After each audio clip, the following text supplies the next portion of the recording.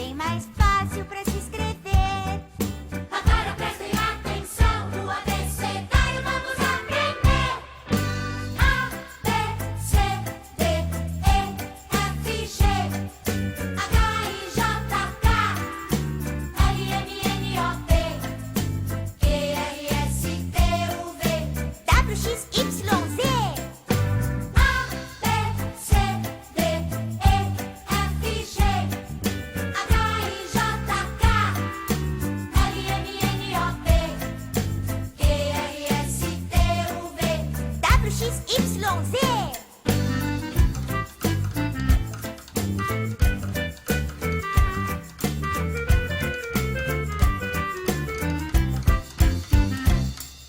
Se vocês querem saber quantas letras tem o nosso alfabeto, eu digo que são 26 e posso provar pra vocês. Começa com